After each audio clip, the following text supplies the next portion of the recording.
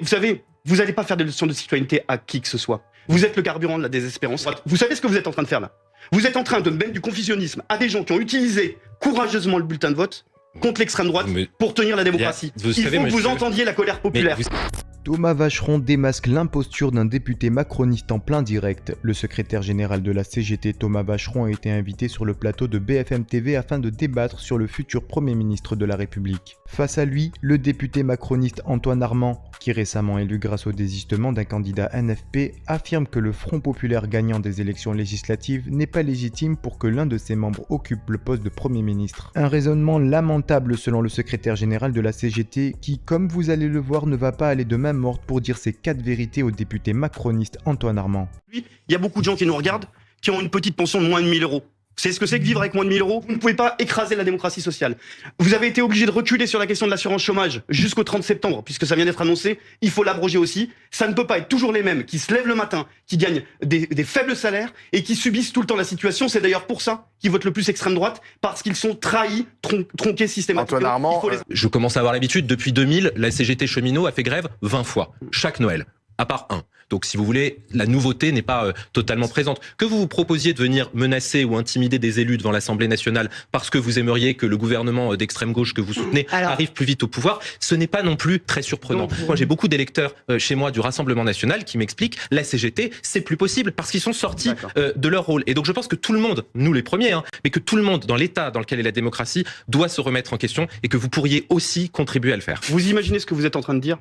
On a pris nos responsabilités à chaque fois. Dans l'histoire sociale de ce pays et démocratique, la CGT, elle était là, dans la résistance, dans les moments conjoncturels, dans les moments actuels. Moi, je me souviens des mots de M. Macron. Ce que vous êtes en train de faire, renvoyer dos à dos, ce que vous appelez l'extrême gauche, et de l'autre côté l'extrême droite, c'est très très grave. Dos à dos. Écoutez, vous savez, vous n'allez pas faire des leçons de citoyenneté à qui que ce soit. Nous, on discute dans les entreprises, pas par le haut. Vous êtes pas par le venu haut. hurler dessus Écoutez, tout à l'heure. vous venez de dire, est-ce que vous pouvez ne pas me couper de la même manière? Je vais vous dire quelque chose de très simple. Vous ne connaissez l'entreprise que par sa direction, que par le MEDEF et le grand patronat. Et d'ailleurs, tout ce que vous avez fait, il y a un enrichissement de quelques-uns et le reste on trie. Vous savez, dans votre circonscription, j'ai des salariés qui sont venus me dire, j'ai voté pour lui. Et je lui ai dit, t'as raison de voter pour lui. Parce que lui, il sera digne du vote pour la démocratie contre l'extrême droite. Vous savez ce que vous êtes en train de faire là?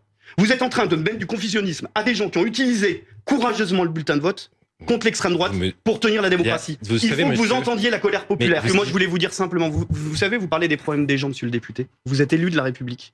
Il y a des, je le redis, des délégués syndicaux, des femmes et des hommes, de la CGT, de la CFDT, qui dans leur entreprise ont discuté, échangé et alerté pour que vous soyez élu. Et vous savez, là, ce que vous êtes en train de dire, finalement, le SMIC, on ne pourra pas l'augmenter.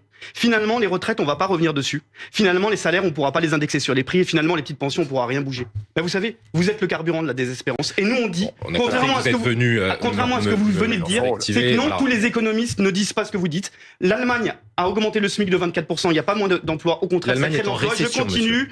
L'Espagne a augmenté de 54% le SMIC. Au contraire, ça a créé des emplois. En fait, aujourd'hui, les études montrent, dans un pays comme la France, où plus de 50% du PIB est lié à la consommation, augmenter les salaires, c'est relancer l'économie et c'est créer des emplois. L'inverse de ce que vous venez de faire avec créé 2 millions d'emplois avec la récession que vous préparez par l'austérité généralisée dans les services. Pour l'instant, il n'y a pas de récession. Et vous, que pensez-vous de l'intervention du secrétaire général de la CGT Thomas Vacheron face au député macroniste Antoine Armand?